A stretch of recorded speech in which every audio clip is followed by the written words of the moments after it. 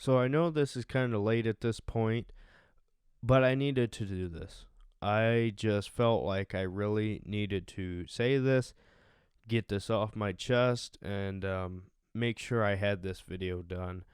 And I wanted to basically do my own um, tribute to The Undertaker.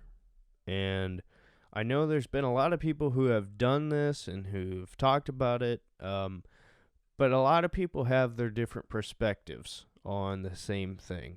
And basically, that's just what I wanted to do here. And I understand I will probably be made fun of for talking about professional wrestling and a professional wrestler. And I understand he'll probably never hear this or see this, but nevertheless, I felt like this needed to be said. I just wanted to say what The Undertaker meant to me. I grew up really getting introduced to professional wrestling around like 2008, maybe like 2007. Um, but I'm an early 2000s kid. I didn't really get into it till I was a little bit older. More like, 7, 8, whatever, was when I really was first introduced to it. And one of my closest friends at that time had a wrestling game, Raw versus SmackDown, whatever year it was. And he wanted to play it, and he was like, oh man, come play this with me. And I didn't want to. I didn't like it. I was like, man, I don't want to play this. I want to do this. I want to do that. And he was like, no, we got to play it. So, basically, long story short, that's how I was introduced to wrestling. And The Undertaker is one of those people where you see him on the TV screen and he jumps right off of it. I mean, you look at him and you go, whoa, that is something special right there. And this is a sports channel. I mostly just talk about football and stuff, and that's something that comes up a lot is, when you're evaluating talent, do they jump off the screen? Do they look special to you? And The Undertaker is and was and will always be that. When you see The Undertaker with the look, his size, his athletic ability, he is clearly special.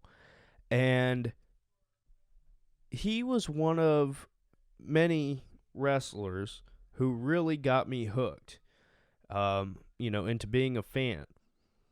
And he is somebody that I consider to be very special to me in a sense of you were one of the key people who was a big part of my childhood.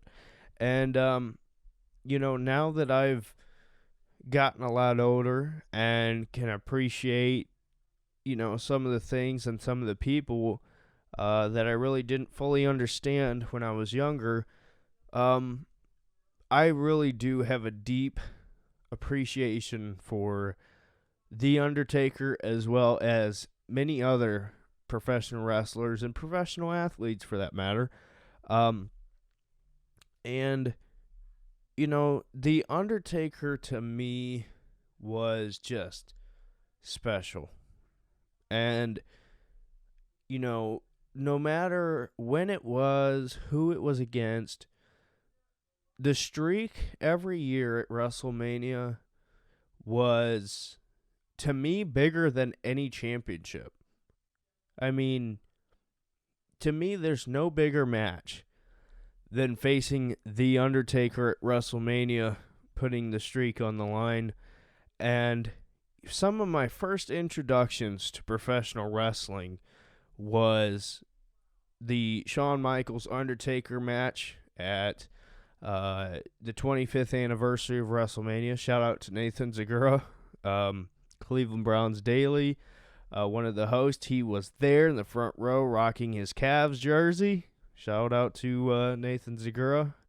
I mentioned it to him on Twitter. I was watching a replay of it literally yesterday, and I was looking. I was like, man, he looks familiar. Come to find out, it was him. So, but anyway, that was one of the first matches, the match against Shawn with career on the line, and then the 2 with Triple H. I mean, from then on, you knew it's like, okay, this is a huge deal. And I mean, the streak to me was just everything. It was the one thing you looked forward to all year long for WrestleMania, to see The Undertaker take on somebody trying to keep the streak going. And I just got done watching the Last Ride documentary, and I don't know if I said that. I should have said that a lot earlier. But talking about it, watching it, they talk about the Brock Lesnar versus The Undertaker match, where, of course, the streak comes to end. And that was a shocking night. I mean, I think we were all genuinely shocked. But watching the things we didn't see, the fact that The Undertaker had a concussion throughout that match, or likely throughout that match, he can't pinpoint when he got it. And the fact that he can't remember anything from that entire match, and I believe he said, from 3 o'clock that day. The fact that he finished that match and kept going, to me, is insane. I mean, you can't explain it. He just ran off of instinct. And, I mean, that's just one of the things you look at and you think about. And it's like, man, he did that. And when you think about who should break the streak, it's, who's believable, who's worthy of it. And, I think WWE would probably do it differently if they had a chance to redo it. But Brock Lesnar was believable. And, that was kind of that was probably one of the most shocking things ever watching a live event. I wasn't there, but I mean, watching, a sporting event live, watching something happen like that. Like, I was watching the Giants game when OBJ made that catch, and, that's just one of the things that just leaves your jaw on the floor. And that's, to me, how the streak ending was. And, from then on, I think they could have handled it better. And I'm not trying to hate, but I think The Undertaker could have been treated a lot better going forward from that day. Having him lose to Roman Reigns, the whole Super Showdown stuff, the tag team, whatever they did. And I'm saying that because they talk about it in the documentary. It was just, I feel like things could have been done a lot better. And when I remember The Undertaker, I'm not going to remember him for, the recent stuff. And one of the things he talked about in the documentary is he doesn't want a father to look at his son and go, oh, well, you should have seen him back in the day. Boy, he could have been, or he was great. He's not what he is now. And to me, listening to that line was, that just hit home. Because, your icons, Father Time comes a knocking. And I think he knew. Obviously, that with his age and with his health, the qualities of his matches couldn't be the same. And it's not his fault. It happens with everybody. But to me, it's just sad. And the one of the biggest things on my checklist of things I want to do and want to see and whatever, one of them was to see The Undertaker. And I thought that was never going to get checked off. You know, I don't have the money to go to WrestleMania, which is really the only time you could see him. You know, and I thought it was never going to happen. And I moved to, I'm just going to say Columbus. You know, don't show up to my house. But, where I lived before, the closest city was too small to hold bigger events, meaning Raw, pay-per-views. And I'd never been to a Raw. And I didn't go to the first one when I first moved, but I decided I need to go to the second one. And lo and behold, guess who showed up? The Undertaker. And when I tell you one of the coolest moments in my life, man, that was it. Being there, hearing the gong, completely unexpected, watching the entrance, and not only that, Shawn Michaels was there. So I got a double dip. And man, that was just one of the coolest things that I've ever gotten to experience. And I'm so glad that I was able to do that, because I thought it was never going to happen. And it just meant the world to me that I was able to see him one time before he hung it up. And, you know, watching this documentary, learning about what he went through, and just everything. I mean, it's incredible to me. And, you know, The Undertaker played a character for so long, and he never opened himself up to the public. You know, like today, every wrestler's on social media tweeting at people, whatever. And, you know, and that's honestly, it has its effects. And, you know, that's one of the reasons why I can't stand Sami Zayn. Because, first of all, I don't enjoy him as a wrestler anymore because he hasn't been treated well, I guess you could say, in the booking and how they've handled him as a character. But also, he's on Twitter crying about politics every 20 seconds. And, you know, he looks homeless now, which is what everybody would be if they went by his political beliefs.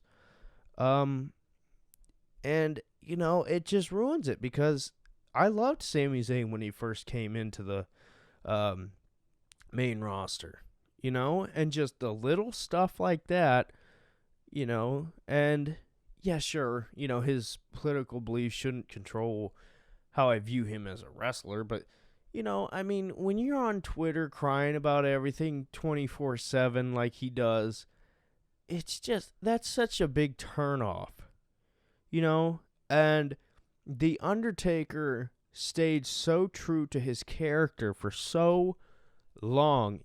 This is the first time we've ever gotten to really see Mark Calloway, the man behind The Undertaker. And I really think these younger guys should look at his career not from the standpoint of the big things he did, but from the small things. Stay true to your character. Reinvent yourself. Adapt.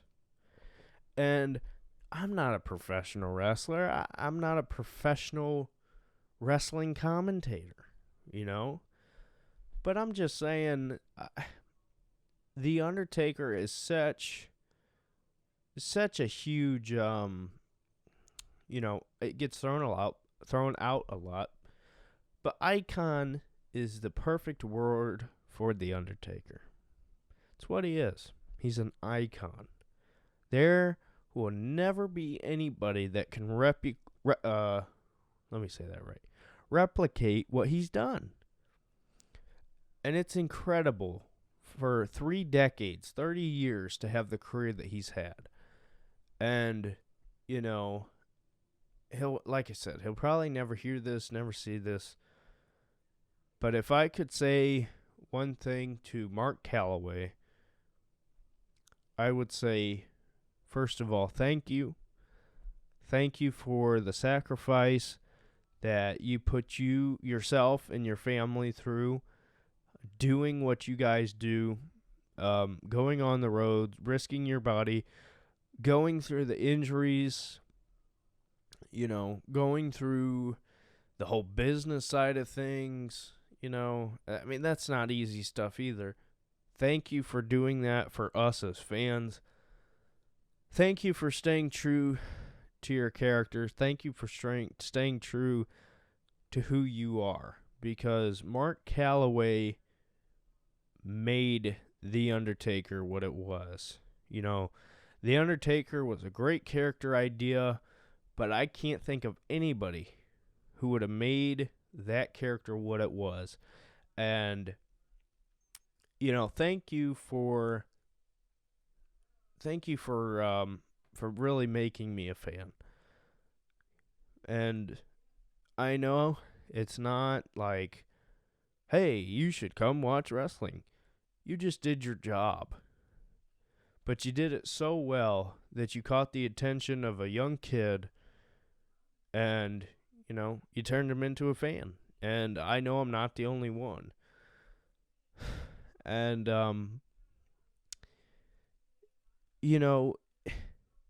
it's funny when you see these people who have had impacts on your life indirectly, I guess you could say. People who you look up to. When you see them hanging it up and retiring, and it's eye-opening, and Peyton Manning is my favorite football player of all time. And same thing with The Undertaker. I didn't get to watch his entire career. I did get, but he is really what drawed me in. And, that says something. So, like I said, and I know I've been going on for a while now, but I really didn't, you don't know what people truly mean to you till they're gone. And, watching a WrestleMania without The Undertaker is, it hits hard. And, it's a part of life. Everybody ages, everybody gets old, and someday I will too. But, in conclusion, I just want to say thank you for everything you've done. For the business, for the fans. It'll never be replicated. So, that's my thoughts. And, I'm sure I'll get a lot of negative and some positive feedback, but I just had to get that off my chest. And, it is what it is. So, let me know your thoughts. If you have any stories on his career and what he meant to you as a fan or whatever, let me know. And like, comment, subscribe, and we'll see you in the next video.